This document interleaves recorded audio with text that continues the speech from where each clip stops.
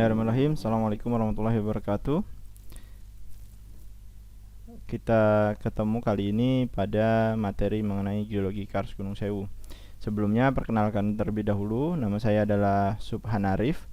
Saat ini saya adalah dosen tetap di IST Akron Yogyakarta. Pada kesempatan kali ini saya diminta oleh SMIAG IST Akron Yogyakarta untuk menyampaikan materi atau berbagi sedikit materi mengenai geologi Kars Gunung Sewu. Jadi nanti kita akan bahas sedikit mengenai kondisi Kars Gunung Sewu yang ada di Jawa Tengah, Jawa Timur, dan daerah istimewa Yogyakarta. Secara umum kita akan bahas materi kali ini pada 3 tahapan. Yang pertama adalah kita akan mengenali terlebih dahulu Kars itu apa.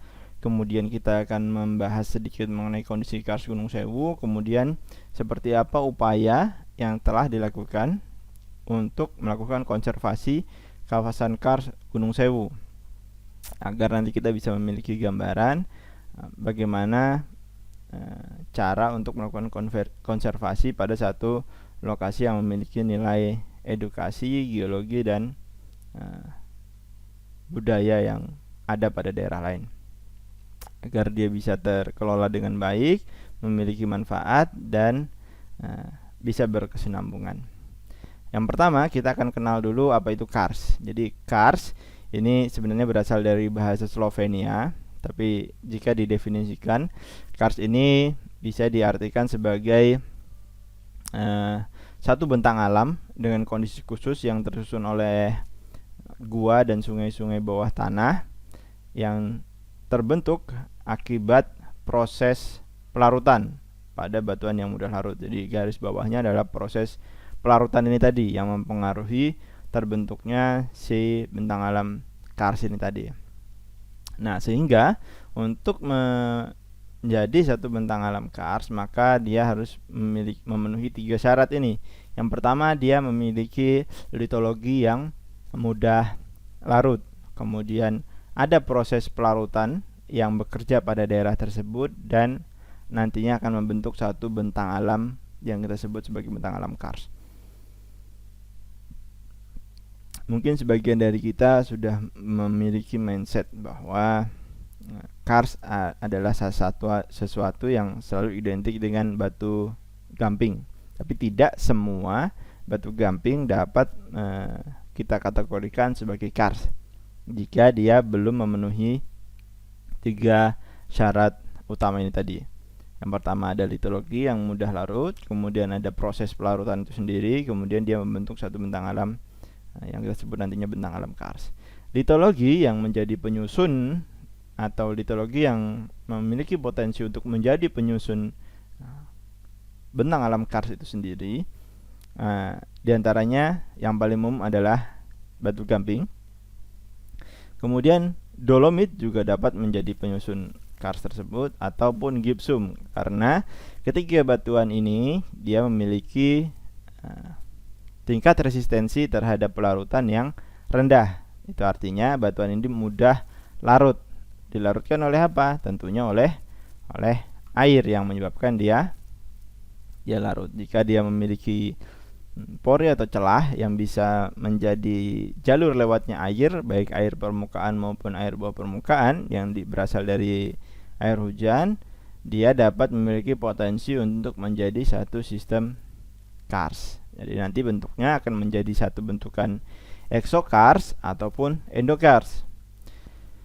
Exokars itu sendiri adalah bentukan yang terlihat di permukaan, bentukan Kars yang terlihat di permukaan. Mungkin kita sudah sering mendengar istilah-istilah tower Kars. Tower Kars ini kalau kalian suka menonton salah satu film animasi Kung Fu Panda, nah di tempat berlatihnya si Master Shifu itu adalah bentukan-bentukan tower Kars. Jadi dia berlatih di situ salah satunya. Atau bentukan-bentukan conical hill, jadi bukit-bukit kerucut sinusoid yang ada di Gunung Sewu yang akan kita bahas nanti. Nah, itu juga termasuk pada exokars, dia berada pada permukaan. Sedangkan bentukan-bentukan endokars ini adalah yang berada di bawah permukaan. Ini contohnya adalah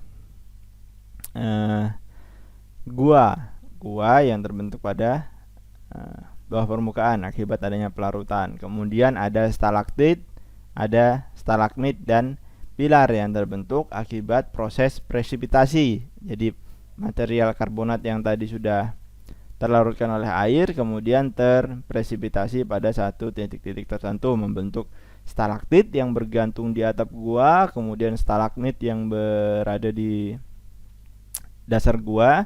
Nah, jika keduanya terhubung menjadi satu bentukan utuh, maka kita sebut dia sebagai pilar. Secara sederhana kita bisa melihat reaksi kimia bagaimana pelarutan itu terjadi pada batu gamping. Jadi saat contohnya adalah batu gamping yang terkena oleh air dan CO2, maka dia akan terdisolusi atau terlarutkan. Sehingga bagian-bagian yang terlarutkan tadi menyisakan rongga-rongga yang nantinya akan menjadi bentukan-bentukan endokars itu tadi. Di sini kita bisa lihat dari skala mikro bahwa pori yang terdapat pada batuan silisiklasitik sebagian besar adalah porositas yang bersifat antar butir. Jadi dia pori yang berada di antara butir satu dengan butir yang lainnya. Sedangkan pada batu gamping, di mana batu gamping ini adalah batuan yang berpotensi untuk menyusun bentang alam kars karena dia mudah larut, kita bisa lihat ini adalah bentukan satu large benthic foram atau foraminifera besar bentonik yang terlarutkan oleh fluida yang melewati batuan tersebut. Jadi yang warna biru ini adalah pori yang di stain menggunakan blue dye supaya kita bisa melihat berapa besar porinya, seberapa banyak persebarannya. Nah, di sini juga sama, yang warna biru ini adalah rongga yang diberi blue dye sehingga dia berwarna biru. Nah, kita bisa lihat bahwa porositas atau pori yang terbentuk pada batu gamping justru dia didominasi oleh akibat disolusi atau pelarutan itu tadi. Ini pada skala mikro. Jika kita lihat ini pada skala besarnya, maka kita bisa lihat bentukan-bentukan seperti ini adalah bentukan-bentukan gua-gua atau sungai bawah tanah jika dia terisi oleh sungai yang terhubung satu sama lain menjadi satu sistem gua atau satu sistem sungai bawah tanah. Nah, ini nanti yang menjadi perbedaan bagaimana kita mencari sumber daya air bawah tanah yang berada pada batuan silisiklasitik dan berada pada sistem kars. Maka tingkat ketidakpastiannya akan tinggi karena tergantung ke arah mana si pelarutan itu tadi bekerja lebih intensif. Maka ke arah situlah sumber daya air itu akan lebih banyak tersimpan pada gua dan satu sistem sungai bawah tanah. Nah, ini contoh pelarutan pada skala mikro. Nah, untuk terjadinya pelarutan itu tadi perlu diawali oleh sesuatu. Jadi sebelum fluida atau air tadi masuk ke dalam batu gamping yang nantinya akan dilarutkan, akan terlarut oleh fluida tersebut atau batuan yang akan berpotensi menjadi bentang alam kars tadi, itu harus diawali oleh sesuatu yang menyebabkan jalan bagi fluida tadi adalah adanya rekahan pada batuan. Nah, rekahan ini salah satunya disebabkan oleh adanya deformasi baik tektonik maupun yang lainnya. Pada intinya batuan tersebut harus terrekahkan dulu. Jadi harus terpecahkan atau terrekahkan sehingga si fluida tadi baik yang dari permukaan maupun yang bawah permukaan dapat masuk ke celah tersebut dan terjadilah reaksi antara batu gamping tersebut dengan air, di mana air nanti yang bertugas untuk melarutkan si batuan yang akan menjadi bentang alam kars tadi, baik batu gamping maupun dolomit maupun gipsum.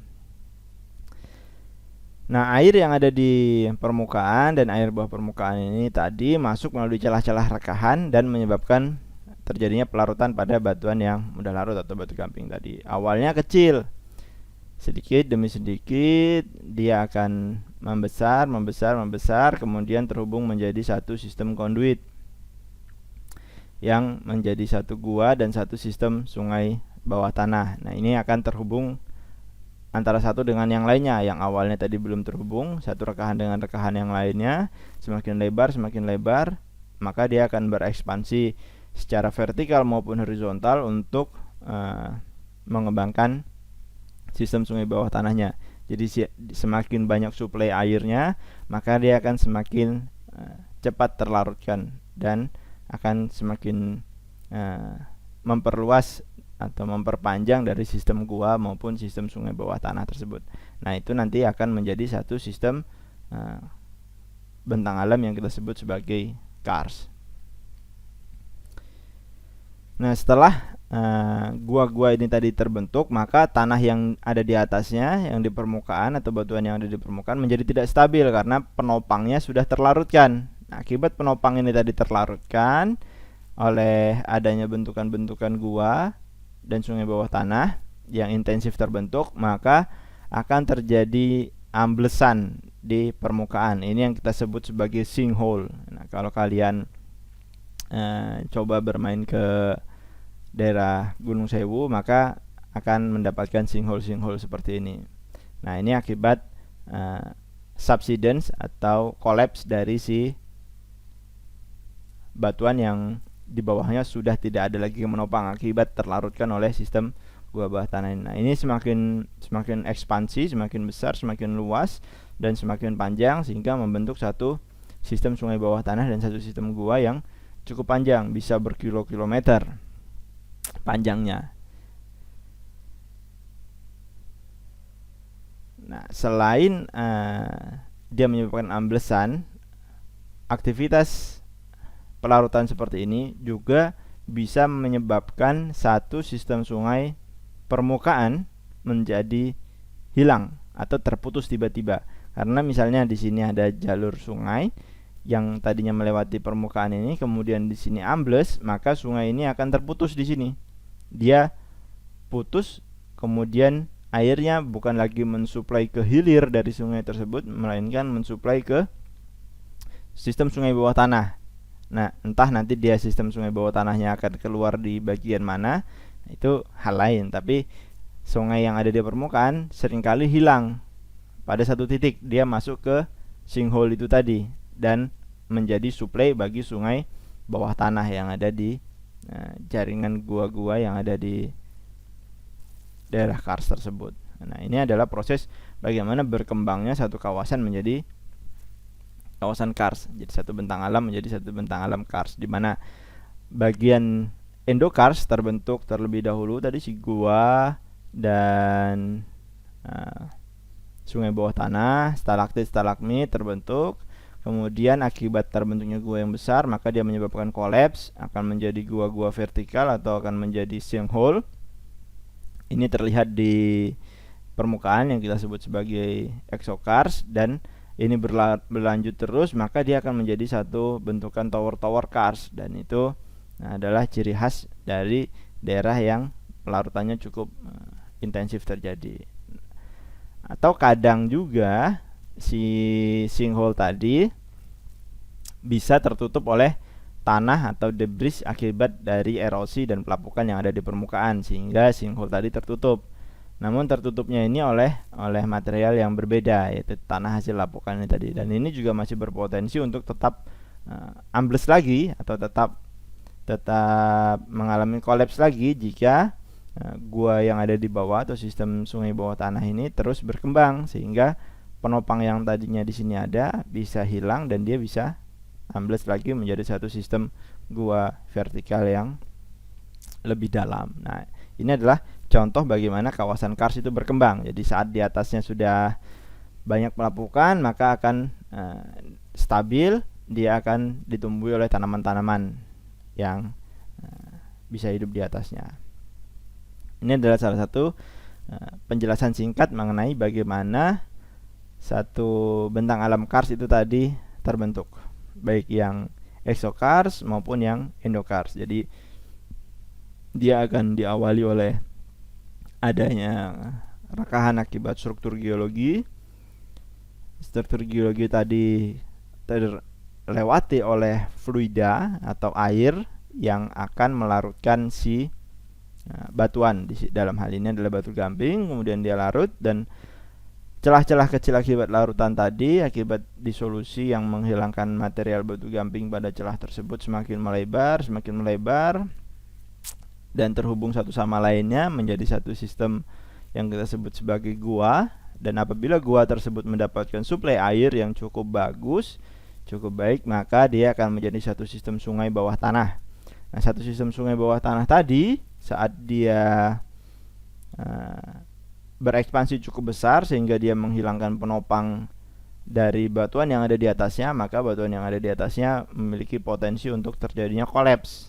Nah, kolaps ini menyebabkan bentukan-bentukan sinkhole atau gua-gua vertikal yang menjadi salah satu bentuk exokars yang bisa kita amati pada daerah kars. Nah, jadi kira-kira seperti itu penjelasan singkat bagaimana kars ini terbentuk. Jadi kira-kira seperti ini nih.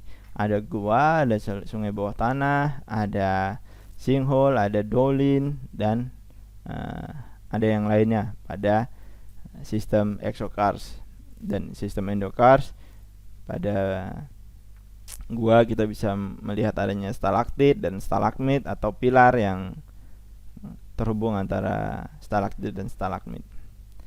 Nah, ini adalah bentukan-bentukan sinkhole yang bisa menyebabkan sungai-sungai permukaan hilang tiba-tiba, dan dia akan muncul pada satu bagian lagi yang di sini ditandai sebagai giant spring. Jadi sungai yang dari permukaan sini masuk ke bawah tanah. Nah, ini memprediksinya juga cukup sulit kemana arah dari si sungai tadi kalau kita tidak langsung memetakan dari sungai bawah tanah tersebut, karena dia memiliki tingkat ketidakpastian yang tinggi kemana arah dari si sungai bawah tanah tadi. Dan jika dia memotong satu tebing, maka dia bisa keluar menjadi satu mata air, dan mata air ini bisa bergabung lagi pada satu sistem sungai besar, atau langsung dia menuju ke arah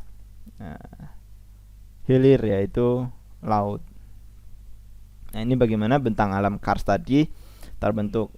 Salah satunya adalah pada Gunung Sewu yang ada di DIY, Jawa Tengah, dan Jawa Timur. Nah, kemudian kita akan sedikit membahas mengenai kondisi kars Gunung Sewu. Jadi kars Gunung Sewu ini adalah lokasi kawasan yang kita sebut sebagai geopark.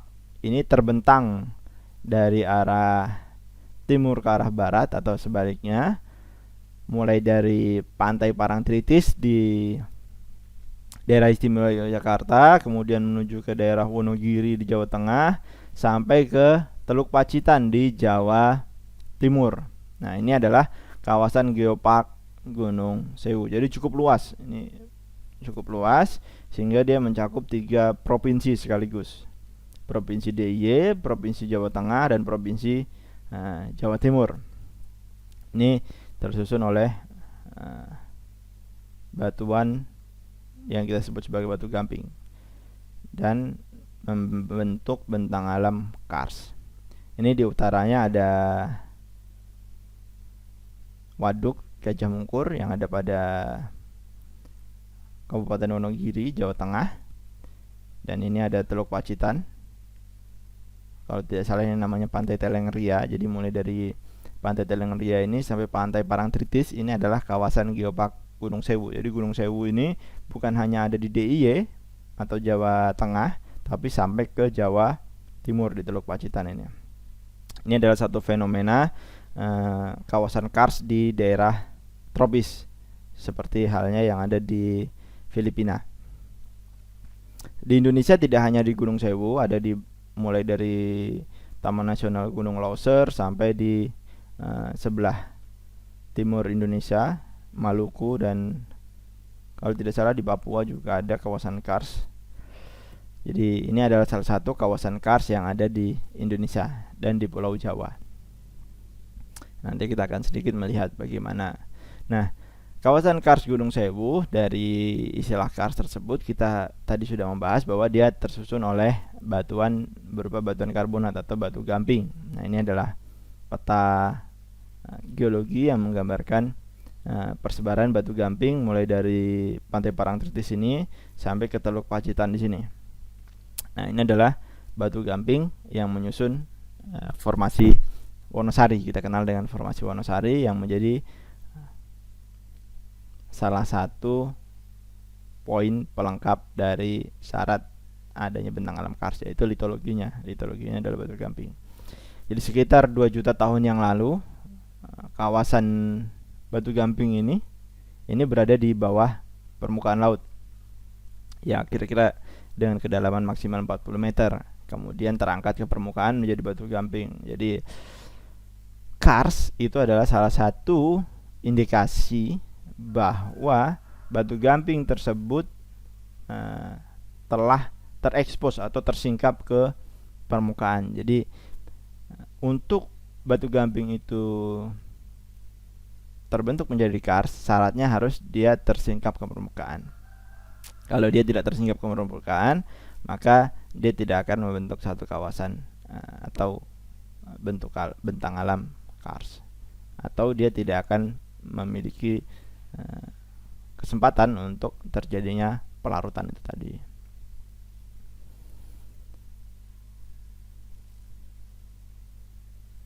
Nah, pada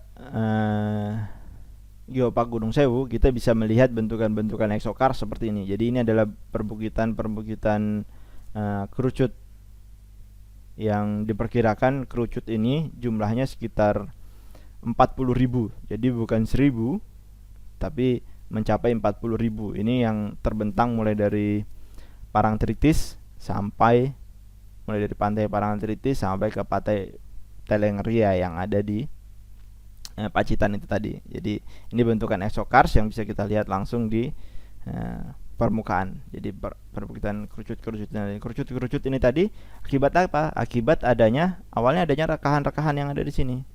Adanya rekahan. Ini senior saya dulu pernah melakukan penelitian di Pegunungan Sewu yang ada di daerah istimewa Yogyakarta, bahwa bentukan-bentukan kerucut gunung seperti ini atau conical ini dia memiliki kelurusan-kelurusan karena memang diawali oleh adanya rekahan-rekahan. Jadi rekahan ini semakin berkembang, dia menyisakan bentukan kerucut-kerucut seperti ini. Yang bagian sininya terlarutkan, bagian ini terlarutkan, bagian ini terlarutkan, sehingga dia menyisakan bentukan kerucut yang bisa kita amati sekarang. Nah, ini adalah ciri dari bentang alam kars. Dia memiliki kerucut-kerucut batu gamping seperti ini, atau kita sebut sebagai conical hill, perbukitan kerucut yang bentuknya sinusoid ini. Sinusoid. Nah, di Pegunungan Sewu atau di Gunung Sewu jumlahnya ini sekitar 40 ribuan, maaf. Ini saya dapatkan datanya dari Badan Geologi Indonesia. Nah, selain perbukitan kerucut tadi, yang bisa kita lihat dari permukaan adalah adanya sinkhole, atau disebut dalam bahasa lokal adalah luweng, yang berarti adalah gua-gua vertikal. Jadi ini bisa dalam sekali, bisa mencapai 20-an meter lebih ke dalam, dan ini cukup luas. Bentukan sinkhole-nya ini cukup luas, bukan 1-2 meter ini bisa puluhan meter lebarnya. Jadi ini adalah sinkhole yang diakibatkan oleh kolapsnya si batuan penutup yang ada di permukaan ini akibat berkembangnya sistem gua atau sungai bawah tanah yang ada pada daerah yang disusun oleh batu gamping ini tadi. Nah, ini adalah bentukan kars yang bisa kita amati di Gunung Sewu di selatan Yogyakarta maupun selatan Wonogiri atau Pacitan bagian selatan. Selain itu, kita bisa melihat gua-gua vertikal tadi akan terisi oleh sistem sungai bawah tanah yang cukup besar. Ini salah satu potensi yang bisa dimanfaatkan. Ini lampu-lampu dari para penyusur gua. Jadi mereka memetakan gua-gua yang ada di Pegunungan Selatan itu tadi atau Gunung Sewu itu tadi untuk dijadikan data konservasi yang perlu dikembangkan. Nah, sistem-sistem sungai bawah tanah ini tadi selain menjadi potensi untuk sumber daya air, dia juga berpotensi untuk pengembangan daerah berupa geowisata atau wisata alam itu tadi. Dan ini panjangnya bisa berkilometer, tidak hanya 1-2 meter. Salah satu sungai bawah tanah yang dimanfaatkan untuk wisata adalah yang paling terkenal seperti Gua Pindul contohnya. Kita bisa susur gua dengan arus yang cukup tenang dan kontur gua yang cukup landai, sehingga untuk keselamatan penyusur yang amatir itu mudah dilakukan, sehingga dia cukup populer untuk wisata alamnya. Kemudian bentukan lainnya adalah bentukan endokars yang ada di Gunung Sewu seperti stalaktit dan stalagmit ini tadi. Ini stalaktit seperti ini ada satu daerah yang memang dia dijadikan sebagai objek atraksinya, yaitu pada Gua Gong. Jadi stalaktit ini saat dipukul dia menyerupai suara gong, sehingga disebutlah itu sebagai Gua Gong. Jadi oleh masyarakat sekitar juga dinamakan bermacam-macam sesuai dengan kearifan lokal dan imajinasi mereka mengenai bentuk-bentuk dari si stalaktit dan stalagmit maupun pilar yang ada di situ. Tapi asal muasal nama Gua Gong adalah karena stalaktit dan stalagmit itu jika dipukul dia akan mengeluarkan suara yang menyerupai gong karena resonansi yang ada di gua tersebut. Nah, ini adalah bentukan presipitasi akibat pelarutan tadi.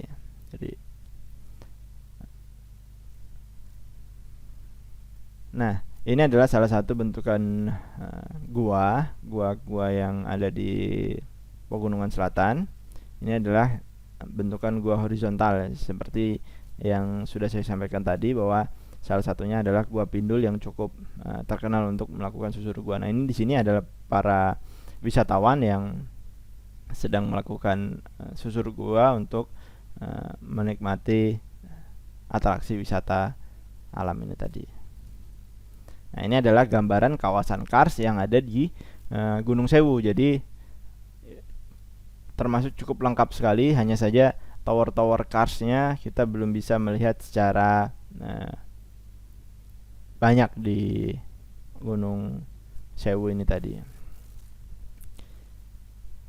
Nah, kemudian upaya konservasi yang dilakukan untuk menjaga kelestarian dan kebermanfaatan kars Gunung Sewu ini tadi itu diawali sekitar tahun 2004 oleh Presiden SBY. Jadi beliau menetapkan bahwa Gunung Sewu itu sebagai kawasan geopark.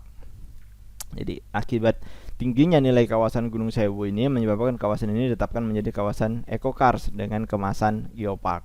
Jadi atraksi-atraksi atau keunikan-keunikan dari kawasan geopark ini juga bisa kita lihat pada sarana edukasi yang ada pada daerah Istimewa Yogyakarta dan daerah Gunung Sewu pada umumnya, yaitu berupa museum kars yang ada di daerah Gunung Sewu.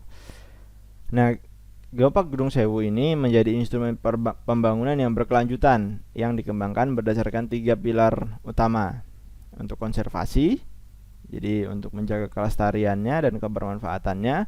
Kemudian untuk sarana edukasi ini tidak hanya geologi tapi biologi dan budaya, bagaimana manusia purba dulu menempati daerah itu. Manusia di zaman megalitikum dan neolitikum hidup di daerah tersebut, dibuktikan dengan adanya arca-arca yang mereka buat dan alat-alat yang mereka buat. Itu teman kita dari arkeologi yang lebih banyak membahas tentang itu.